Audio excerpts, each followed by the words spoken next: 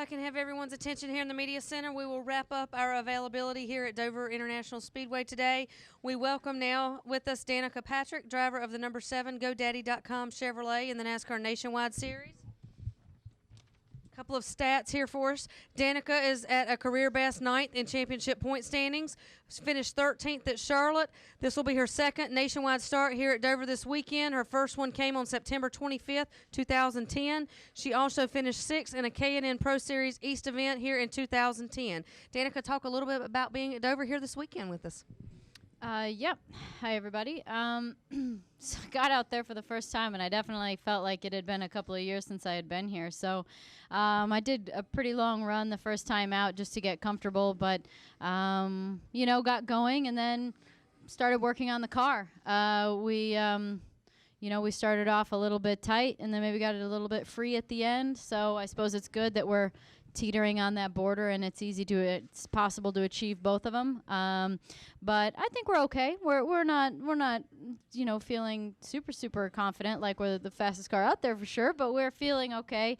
And I think hopefully we'll have a decent qualifying run. We made a qualifying run at the end of the practice, and it was okay. So I feel like get me a little tighter in the center of the corner, and we could probably get some more time out of it. So it'd be nice to It'd be nice to see if we can make it through the race this time. We blew a right front last time we were here, so at the end of practice, they quickly put the old tires from practice back on so I could go out and practice coming to pit road because I haven't come to pit road yet. So, so hopefully we get to do that a whole bunch tomorrow. All right, we'll open it up for questions here for Danica. Please raise your hand. We'll get a wireless mic to you. As always, state your name and affiliation. We'll take questions here. First question. We'll take one from Reed right here in the middle. Reed Spencer with the NASCAR Wire Service. Just curious, Danica, if you feel like the experience that you've gotten in the Cup car has accelerated your progress in the Nationwide car at all with the differential in horsepower and the different handling of the car. Yeah, I think that's a really good point that you make. I after Charlotte last weekend on Memorial Day, I was out floating on Lake Norman and came across Denny Hamlin, and we struck up a conversation, and one of the first things that we started talking about was how much it helped him when he started racing Cup car and how much it helped his nationwide program. And I said I couldn't agree more. I feel like every time I get in the nationwide car after being in a Cup car, I just feel so much more comfortable than I did previously. So yeah, it's definitely a lot of work on the weekends to do both, but I really think it pays off, and it's definitely something to think about as I move forward and going into the future. Okay, we'll take our next question to the right over here on the up against the wall from Bob. Bob Packer, Sporting News. You talk about the last time you were here, and it wasn't, if I remember right, not the greatest of weekends. Does that impact kind of how you approach the weekend at all, or is it so long ago that it really doesn't matter? I think it definitely plays into how we approach the weekend a little bit. Obviously, I have a fair bit more experience than I did when we came here for the first time, but it definitely proved how detrimental it can be when you're too tight. I blew a right front. So to not get in that position again is very important. And obviously, with last weekend at Charlotte having a nice qualifying run and being able to get better at certain elements like restarts than I have been, it's time to fill in the blanks that are still left to be able to complete the race. And one of those things is to start the car off a little bit freer so that I can maintain speed from sort of lap 10 to 25 and not fall off. So it might be a slightly different here because the runs are a fair bit longer, but same theory that sort of once the newness of the tire wears off, if you're leaning too hard on those front tires to get you to help get around the corner and carry the speed, you're going to pay the price later. So Tony and I sort of agreed after the race last weekend that we were going to start to free it up and start to get a little bit more aggressive so that we can try and put the whole race together.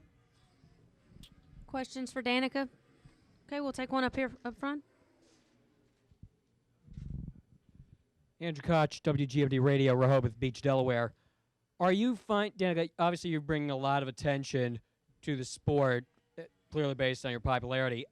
Are you finding, as you travel around the country, both on the Nationwide and the Sprint Cup Series, are you finding young girls who are coming up to you and saying that they want to become race car drivers because they're inspired by you?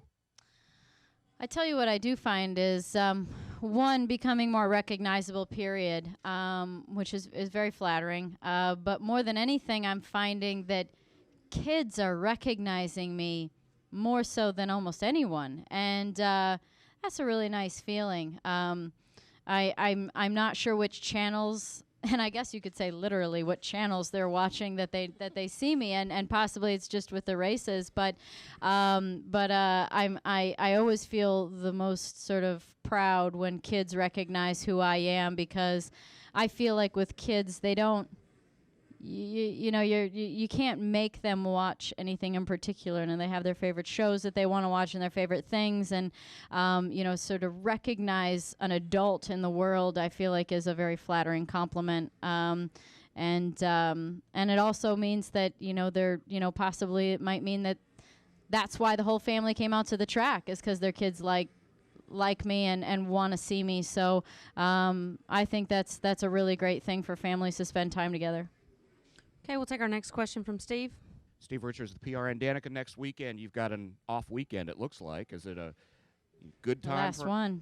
Is it a good time for an off weekend for you, or would you rather be out there racing? We have obviously. You can all relate to this. There's a lot of work, a lot of race weekends, a lot of busy weekends. So I'm looking forward to a weekend off.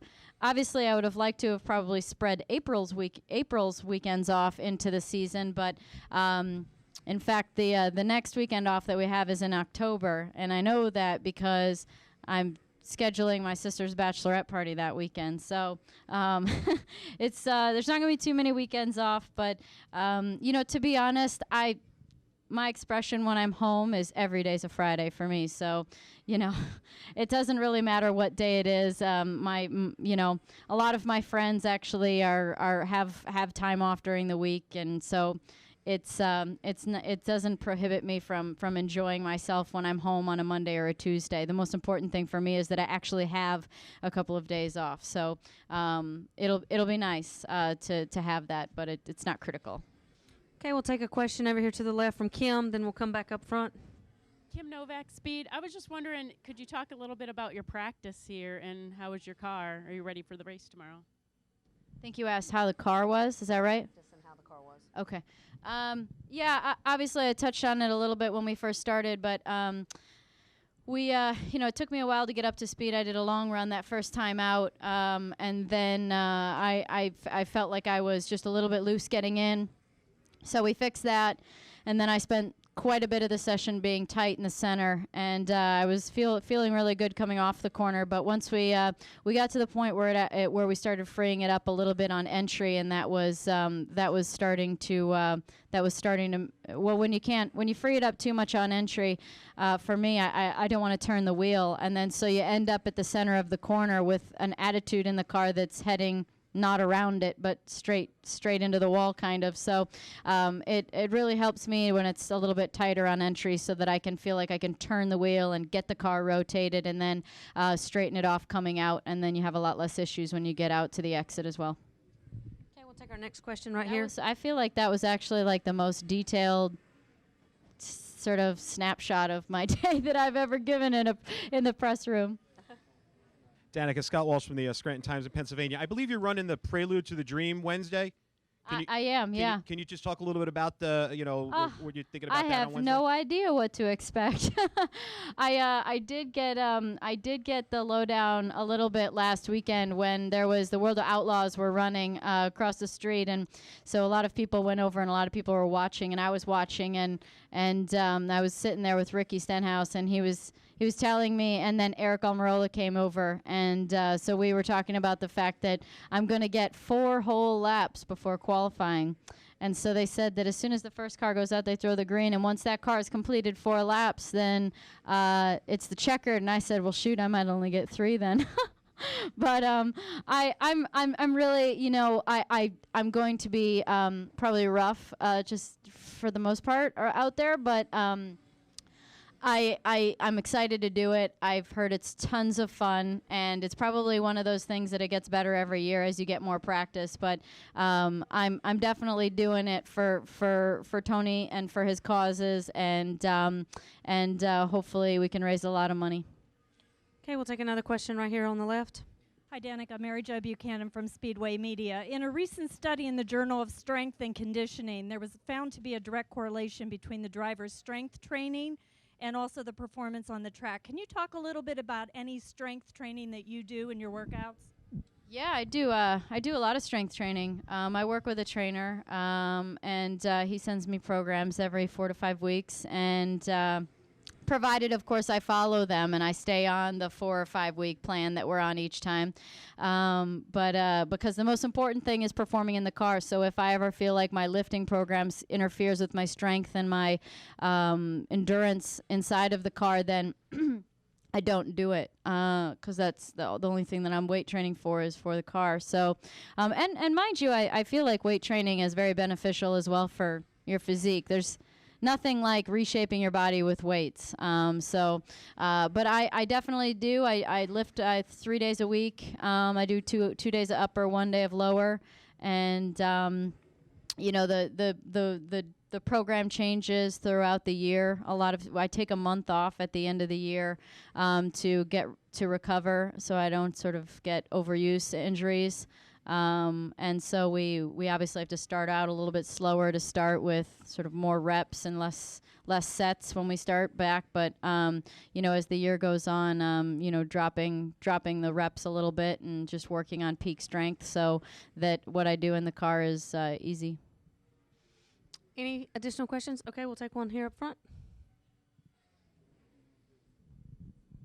Danica, how important was it for you to have a relatively clean run last week in Charlotte, where it seems like most weeks, it seems like you've always run into trouble, and most of the time not even necessarily of your own doing, just either stuff happening in front of you that you couldn't get avoid or getting taken out from behind. So how important was it for you to have a clean race last weekend, and even though you didn't finish on the lead lap, but just to have a relatively clean race? Yeah, I think that's a good point you've made. I definitely was sort of going into the Coke 600 with the hope that, you know, something didn't happen on those first couple of laps that would make it for an ultra long night. But and it didn't, which is nice, and that just allows you to be able to keep your head down the whole time, and you know, you're racing the whole time, as opposed to if something were to happen early on in the race and then let's say you get back out, you know, you never want to interfere with anyone when you're so far out of the race. So it was nice, and I learned a lot. I learned a lot about, you know, setting up passes and how the car changes throughout the race, and,